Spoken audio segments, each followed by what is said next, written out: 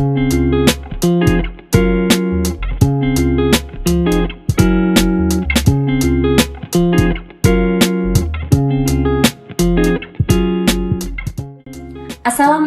warahmatullahi wabarakatuh. Perkenalkan, saya Intan Maulani, mahasiswa PPG dalam jabatan 2023 Universitas Siah Kuala Aceh. Pada kesempatan ini, saya akan mewawancarai beberapa narasumber sebagai eksplorasi masalah dalam pembelajaran di sekolah.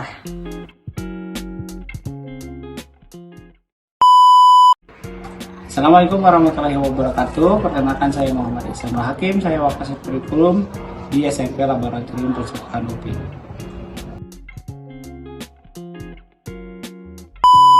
Assalamualaikum warahmatullahi wabarakatuh. Perkenalkan, nama saya Lina Herlina sebagai guru mata pelajaran seni budaya di SMP Lab School UPI. Terima kasih.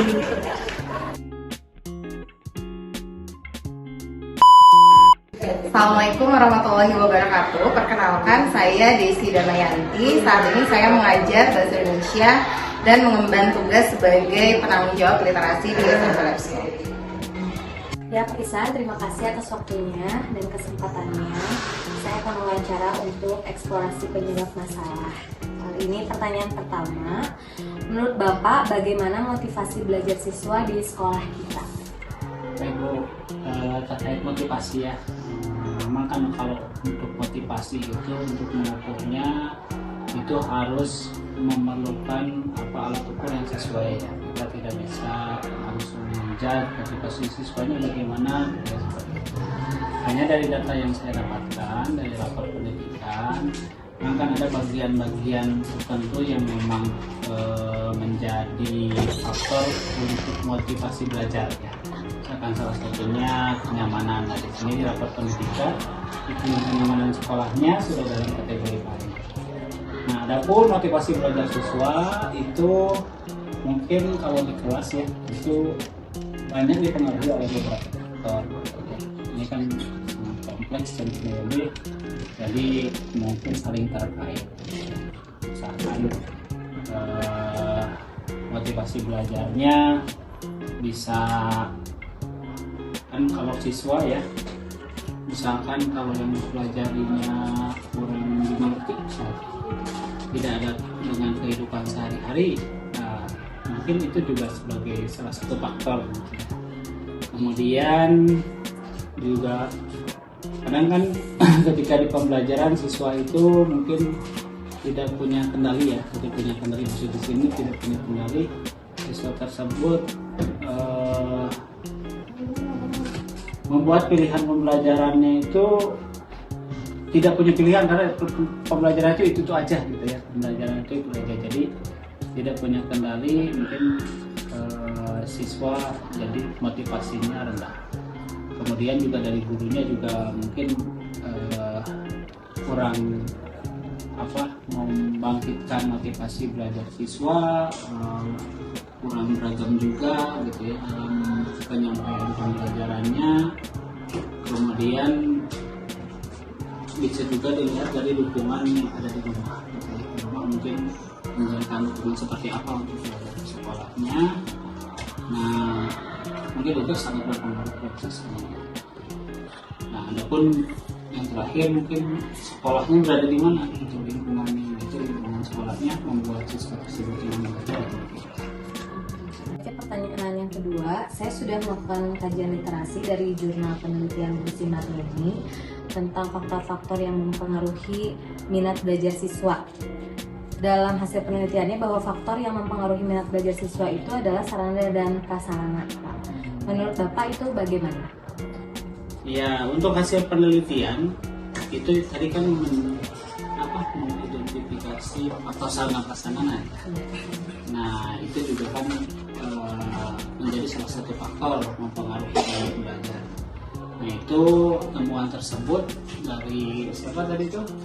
Dari Lucy Marleni. Ya, Lucy Marleni itu merupakan suatu hal yang wajar gitu ya, ketika memang ditemukan sarana mempengaruhi keterlibatan siswa. Mungkin tidak hanya itu ya, mungkin bisa saja gitu ya ada faktor lain gitu ya yang memang mempengaruhi minat belajar. Misalkan yang pertama ada lingkungan belajar yang nyaman, kemudian ketersediaan fasilitas perpustakaan gitu yang baik, kemudian sumber lain lah yang mungkin bisa didapat di sekolah dengan baik.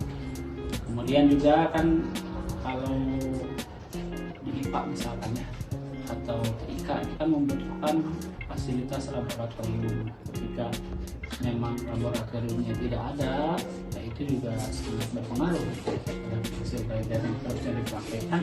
Kemudian juga dalam penggunaan teknologi, nah ini juga sangat berpengaruh pada saat pembelajaran. Mungkin anak-anak sekarang kan ya zamannya generasi Z ya, generasi Z yang memang sudah dari kecil, dari bayi itu sudah bergelut dengan teknologi. Jadi sementara Bapak Ibu gurunya sendiri belum menguasai gitu ya, belum menguasai dan pembelajarannya di sarananya sendiri hanya salah satu faktor saja. Mungkin ada faktor lain yang membuat hasil belajar itu tidak diteliti mungkin di penelitian tersebut, yang mungkin bisa menjadi faktor hasil belajarnya kurang bagus gitu. Terakhir ya Pak ya, bagaimana menurut Bapak jika memang siswa membutuhkan sarana prasarana pada saat pembelajaran, sedangkan alat tersebut tidak ada dan sekolah belum bisa mengadakan alat pembelajaran yang dibutuhkan? Ya, mengenai sarana prasarana ya tentunya buat sekolah gitu ya secara umum. Memang ketika ada prasarana yang tidak ada itu merupakan sebuah tantangan bagi sekolah. Bagaimana menyediakan fasilitas itu memang kan tidak murah ya. Fasilitas tertentu mungkin kalau diadakan ya sangat membutuhkan biaya dan perencanaan yang sangat baik gitu. Meskipun sarana prasarana mungkin tidak tersedia, nah di sini mungkin guru dan sekolah dapat mencoba memanfaatkan sumber daya yang ada. Nah, di sini kan bisa mengganti lah dengan yang lainnya yang mungkin bisa disediakan oleh guru yang sesuai dengan tujuan pembelajaran. Seperti misalkan lebih yang sederhana gitu ya, atau misalkan yang dipunyai oleh anak sendiri untuk rumah dibawa gitu ya. Nah, itu mungkin bisa sedikit membantu untuk menghadapi situasi kekurangan sarana tersebut. Kemudian dengan kolaborasi dengan orang tua atau misalkan jika memang diperlukan gitu ya. Tetapi ya itu perlu adanya pembicaraan yang lebih lanjut gitu ya. Yang pasti apapun pendidikan atau sarana bagaimanapun sarana yang ada di sekolah gitu ya, tidak lupa gitu ya kualitas pendidikan dan motivasi belajar siswa itu yang menjadi fokus utama. Ketika ada beberapa hal yang memang kurang gitu ya, nah kita bisa mensiasatinya bagaimana supaya fokus utamanya itu tercapai. Ya Ibu Lina, terima kasih banyak atas waktunya. Saya akan menanyakan beberapa masalah terkait pembelajaran seni budaya di sekolah kita ya, di SMK Lab School UPI. Untuk pertanyaan yang pertama, menurut Ibu, mengapa motivasi belajar siswa masih rendah saat belajar seni budaya? Ya, menurut saya kemungkinannya karena para siswa itu menganggap mudah untuk belajar seni budaya. Jadi seperti gampang lah gitu kan. Nah mungkin fasilitasnya juga di sekolah kurang, terus metode yang digunakan nggak mungkin kurang menarik ya seperti itu. Jadi ada kekurangan dari gurunya juga. Iya betul. Jadi tidak hanya siswa, fasilitas juga, dari gurunya juga. Perbedaan minat dan bakat peserta didik itu kan berbeda-beda ya Bu ya. Kalau di seni kan ada seni musik, ada seni rupa, ada seni tari. Nah bagaimana Ibu melihat hal itu jika dikaitkan dengan motivasi belajar siswa? Sebagai guru harus pintar memilih nih gitu kan, metode apa yang yang tepat gitu kan. Terus memanfaatkan fasilitas yang ada. Ditambah lagi nanti bisa menciptakan persaingan dan membuat anak bisa bekerja sama gitu di kelasnya, seperti itu. Lalu model pembelajaran apa yang biasanya Ibu lakukan pada saat mengajar seni budaya? Apa adalah metode PBL dan PJBL. Jadi di sini siswa juga diharapkan dapat menggali pengetahuannya, bisa berpikir kritis juga gitu kan, untuk memecahkan suatu masalah. Gitu. Pertanyaan terakhir nih ya Bu ya. Apakah model pembelajaran ini dapat berpengaruh terhadap motivasi belajar siswa? Bisa jadi juga sih, soalnya kan di sini siswa dituntut untuk memecahkan satu masalah. Jadi mereka bisa mencari dari berbagai dari buku gitu kan, dari internet, dari sumber ya, dari internet dan yang lainnya, terus bisa bekerja sama dengan yang lain untuk mendiskusikannya, dan terakhirnya nanti mereka bisa membuat satu proyek gitu kan. Itu hasil kreativitas siswa itu sendiri. Jadi dengan metode ini mereka akan lebih semangat lagi mungkin untuk mengetahui sesuatu yang belum mereka alami gitu. Betul. Ya, baik. Terima kasih banyak Ibu Lina atas waktunya. Sama-sama Bu Intan. Ibu, literasi itu apa sih? Ya, terima kasih Bu Intan. Jadi secara umum literasi itu adalah serangkaian kemampuan keterampilan individu, baik itu dalam segi membaca, menulis, mengolah informasi, ataupun dalam keterampilan membaca yang lainnya, yang bisa dijadikan sebagai budaya dalam membaca di SMP Let's School khususnya. Lalu menurut Ibu, apakah peserta didik lebih suka membaca atau menonton? Kalau menurut saya sebenarnya kalau anak-anak lebih sukanya sih menonton ya dibandingkan dengan membaca, mungkin karena minat bacanya yang masih kurang. Kalau nonton lebih menarik ya. Lalu minat baca siswa di sekolah itu untuk saat ini ya Bu ya, rendah atau seperti apa?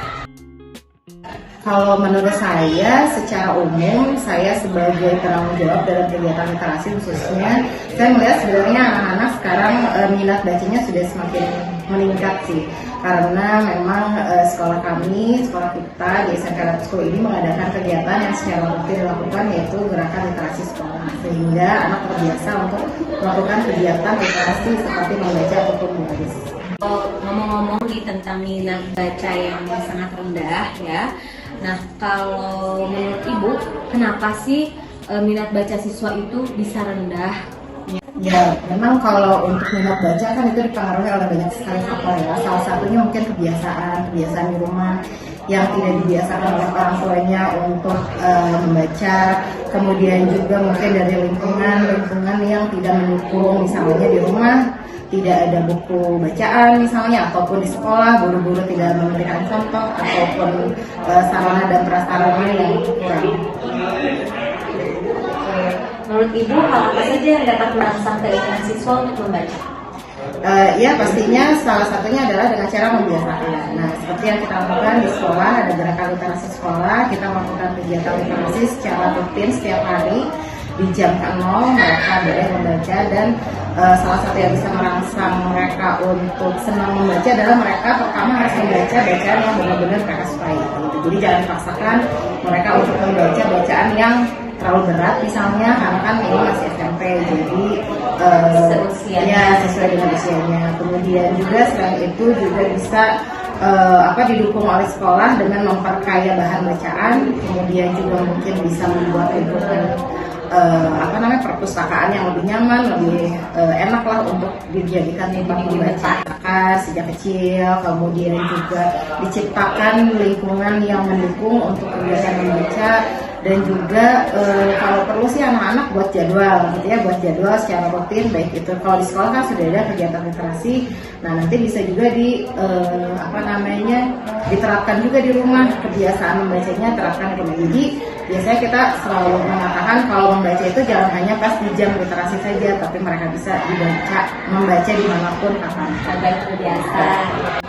Baik Ibu, terima kasih banyak waktunya. Sama. Ya, pertama-tama Ibu ucapkan terima kasih banyak karena Kenzi mau meluangkan waktunya untuk Ibu wawancara, karena kali ini Ibu sedang belajar di mata perkuliahan di PPG dalam jabatan angkatan 2 tahun 2023, dan Ibu harus mengeksplorasi penyebab masalah dari pembelajaran seni budaya. Nah, untuk sampelnya Ibu memilih Kenzi untuk diwawancara mengenai seberapa pentingnya pembelajaran seni budaya saat ini. Baik Kenzi, Ibu mau bertanya nih, dari beberapa macam mata pelajaran di sekolah, nah Kenzi lebih suka pelajaran apa? Saya lebih suka pelajaran matematika dikarenakan menghitung itu menantang. Jadi Kenzi mah lebih suka berhitung ya. Oke, Ya. sekarang Ibu kaitkan dengan pembelajaran seni budaya nih ya. Menurut kamu, apakah kamu tuh menyukai pelajaran seni budaya? Saya kurang suka, Bu. Oh, kurang suka pelajaran seni budaya ya. Kenapa sih? Lumayan membosankan sebenarnya. Oh gitu ya. Jadi kalau menurut Kenzi seni budaya tidak menarik gitu ya? Ya. Oke. Nah, sekarang nih, dalam pelajaran seni budaya, kita kan tentunya sudah belajar ya. Waktu itu dengan Ibu kita belajar tentang seni musik, belajar tentang seni tari, terus belajar juga tentang seni rupa, dan juga seni teater. Kalau mencangkup pembelajaran seni budaya nih, di antara keempat cabang seni itu, kira-kira nih Kenzi minat atau menyukainya ke cabang seni yang mana? Saya lebih suka ke cabang seni rupa dikarenakan saya mahir menggambar dan lebih suka menggambar. Gitu ya, jadi hobi juga ya menggambar ya. Oke, kalau ke musik nggak suka? Enggak, Nggak, kenapa? Nggak bisa. soalnya saya lebih suka dengar musik daripada nyanyi. Oh gitu. Oke. Kalau ke tari? Kurang suka juga, soalnya kan biasanya yang dari cewek jadi agak malu gitu. Nah, sekarang seberapa penting sih kamu menganggap pelajaran seni budaya dibandingkan pelajaran lain? Sebenarnya pentingnya untuk mendapatkan nilai sih, Bu. Jadi hanya kayak syarat aja gitu ya, mengikuti pembelajaran seni. Oke, baik. Nih, menurut kamu bentuk pembelajaran seperti apa sih yang kamu inginkan pada saat pembelajaran seni budaya itu sehingga kamu tuh tertarik gitu ke belajar seni budaya? Belajar di luar kelas supaya kalau misalnya ada pembelajaran seni rupa bisa menggambarnya lebih enak, melihat pemandangan itu. Jadi nggak bosan gitu di kelas ya? Ya. Oh, biar menginspirasi gitu di luar kelas. Oke. Pertanyaan terakhir nih ya dari Ibu. Apa yang memotivasi kamu saat belajar seni budaya? Yang memotivasi saya adalah nilai yang bagus untuk di rapot. Kalau begitu, terima kasih ya Kenzi atas waktunya. Pertanyaannya sudah selesai. Mohon maaf Ibu bila banyak salah. Sekali lagi terima kasih. Ibu pamit ya. Assalamualaikum warahmatullahi wabarakatuh.